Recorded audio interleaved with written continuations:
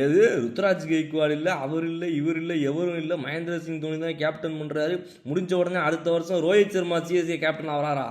இதெல்லாம் கனவுல கூட எவனும் நினச்சி பார்த்துருக்க முடியாத விஷயமா இருக்கப்பா அப்படின்னு இப்போ நம்ம சிஎஸ்கே ஃபேன்ஸ்லாம் வாயபான்னு பொழந்து பார்த்துன்னு இந்த நேரத்தில். பாய்ஸ் அண்ட் கேர்ள்ஸ், மை எப்படி ஸ்காய் ஃப்ரம் பாலா.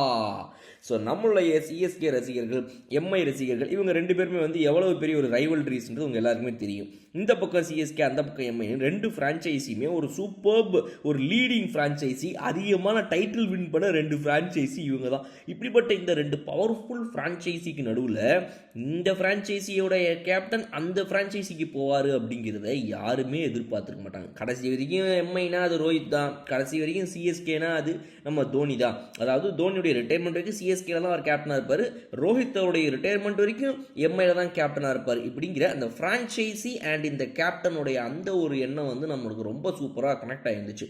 ஆனால் ரோஹித் சர்மா அவர்கள் தன்னுடைய இந்திய அணியுடைய இன்டர்நேஷ்னல் லெவலில் 3 ஃபார்மேட்டுடைய கேப்டனாக இன்னும் அவர் தான் இருந்துகிட்டு இருக்கிறாரு.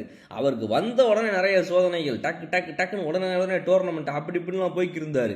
ஓடிஐ வேர்ல்டு கப் ஃபைனலில் போய் தோற்று போனாங்க இந்திய அணி. ஆனாலுமே இன்னும் டீமை ஸ்ட்ராங்காக லீட் பண்ணிட்டு இருக்கிற ரோஹித் சர்மா தன்னுடைய பீக் கரியரில் இருக்கும்போதே, நல்ல ரன்ஸ் அச்சு ஆடி இருக்கும்போதே, அவரை மும்பை இந்தியன்ஸ் அணி ஹார்திக் பாண்டியாவை உள்ளே வர வைக்கிறதுக்காக அவர் வந்தால் கேப்டனாக தான் வருவேன் அப்படின்னு ஒருவேளை டிமாண்ட் பண்ணியிருந்ததுக்காக இவங்க பார்த்தீங்கன்னா ரோஹித் சர்மா கேப்டன்ஸ்லேருந்து சாக் பண்ணிட்டாங்க. ஸோ இது வந்து ரோஹித் சர்மா கூட சேர்ந்து கலந்து ஆலோசித்து எடுத்த முடிவாக இருந்திருந்தாலோ, இல்லை ரோஹித் சர்மா அவர்கள் கிட்ட வந்துட்டு கேட்காமையே ஏங்க இப்படி தாங்க அப்படின்ற மாதிரி அவங்க வந்துட்டு இந்த மாதிரி ஒரு முடிவு எடுக்கலான்னு இருக்கோங்க அப்படிங்கிறத இன்ஃபார்ம் பண்ணியிருந்தாலும் சரி, எந்த மாதிரி இருந்திருந்தாலுமே அது தப்பான முடிவு.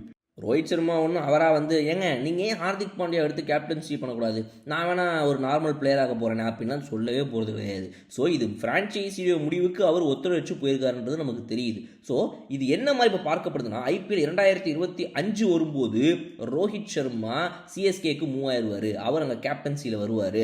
இன்னொரு விஷயம், சிஎஸ்கேவுடைய கேப்டன் மகேந்திர சிங் தோனி இந்த வருஷத்தோட அவர் வந்து ரிட்டையர்மெண்ட் ஆயிடுவாருன்னு எதிர்பார்க்கப்படுது. அதுக்குள்ளே இப்போ இது எல்லாமே ஸ்பெக்குலேஷன் தான்.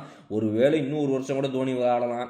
இன்னுமானா நீங்கள் நம்பிக்கை இருக்கீங்கன்னு நீங்கள் சொல்லலாம். பட் இருந்தாலும் ஏதோ ஒன்று நமக்கு தெரியாது வச்சுக்கோங்களேன். மட்டும் கன்ஃபார்ம் ஆகலை இல்லையா, அஃபிஷியலாக அவர் வந்து சொல்லலை எதையுமே.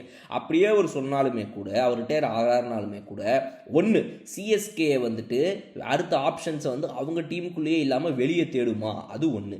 ரெண்டாவது, ரோஹித் சர்மா முதல்ல மும்பை இந்தியன்ஸை விட்டு வெளியே வருவாரா, அதாவது ரீட்டைன் பண்ணக்கூடிய அந்த 4 வீரர்கள் யாராக இருப்பார்கள் மும்பை இந்தியன்ஸ்க்கு, அதில் ஒருவேளை அவங்க ரோஹித் சர்மாவை ரீட்டைன் பண்ணாமல் விட்டு அவர் ஆக்ஷனுக்குள்ள வந்தார்னா அதுதான் ரெண்டாவது சாய்ஸ். அப்போ மூணாவது விஷயம் தான் ரோஹித் சர்மாவை யார் வாங்குவான்றது இருக்கும். ஸோ இப்போ இது வந்து ஒரு பெரிய கேம்பிள். இப்போ விராட் கோலி, மகேந்திர சிங் தோனி, இந்த மாதிரி பெரிய பெரிய வீரர்கள்லாம், சச்சின் டெண்டுல்கர், இவங்க எல்லாருமே ஒரு தடவை ஒரு ஸ்குவாடுக்குள்ள போயிட்டாங்க, ஒரு டீம் ஃப்ரான்ச்சைஸியோட இணைஞ்சிட்டாங்கன்னா அதுக்கப்புறம் அவங்க இது வரைக்கும் ஆக்ஷனுக்குள்ள வந்ததே கிடையாது.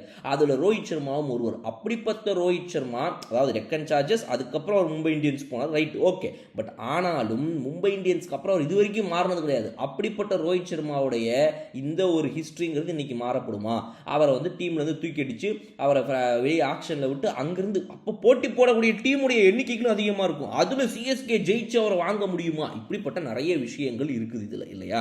ஸோ அதுக்கு முன்னாடியே ஒருவேளை ஆக்ஷனுக்குள்ளே இறக்காம டக்குன்னு அவங்க வந்து ஸ்வாப் பண்ணிக்கலாம், இவங்க வேற யாரையாவது ஒன்று ட்ரான்ஸ்ஃபர் பண்ணிக்கலாம் அப்படின்ற மாதிரி எதிர்பார்த்தாலும் பல போட்டி இருக்கும் ரோஹித் சர்மாவுக்கு. பல கோடி ரூபா போட்டு வாங்கிறதுக்கு தயாராக இருப்பாங்க. கேப்டன்சி மெட்டீரியல், இந்திய அணியுடைய கேப்டன். ஸோ அதனால் இது எல்லாமே நடக்குமாங்கிறதே முதல்ல ஒரு மிகப்பெரிய விஷயம்தான். ஸோ இதெல்லாம் நம்ம வெயிட் பண்ணி தான் பார்க்கணும். அம்பத்தி ராயுடு அவர்கள் தன்னுடைய கருத்து தெரிவிச்சிருக்காரு, இப்போ ஒரு வேளை இப்படி நடந்தால் நல்லா இருக்கும் அப்படின்னு. பட் ஆனால் மும்பை இந்தியன்ஸ் பண்ணது தவறு அப்படிங்கிறதையும் அவர் நல்லாவே சுட்டி காட்டியிருந்திருக்காரு. இது வந்து கண்டிப்பாக கொஞ்சம் ஏர்லிங்க, இன்னும் ஒரு வருஷம் கழிச்சுலாம் அவங்க அதை பண்ணியிருந்திருக்கலாம், இப்போ பண்ணது ரொம்ப தப்பு அப்படின்னு. ஸோ இதெல்லாம் என்ன நடக்க போகுது, சிஎஸ்கேவுடைய ஜெர்சியில் கேப்டனாக ரோஹித் சர்மாவை பார்க்க முடியுமா? அவருடைய வயதை கம்பேர் பண்ணும்போது இன்னொரு ஒரு 3-4 வருஷம் கன்ஃபார்மாக அவரால் கிரிக்கெட் ஆட முடியும், அட்லீஸ்ட் ஐபிஎல் ஆட முடியும். அப்படி இருக்கும்போது அவர் வந்து தோனி பதிலாக சிஎஸ்கே கேப்டனாக மாறுவாரான்றதுனால ஒரு ஸ்பெக்குலேஷன் தான். நீங்கள் அப்படி வந்தால் அதை எப்படி பார்ப்பீங்க அப்படின்றத கமெண்ட் செக்ஷனில் சொல்லுங்கள். இன்னொரு வீடியோ நான் வந்து பார்க்குறேன். Okay bye.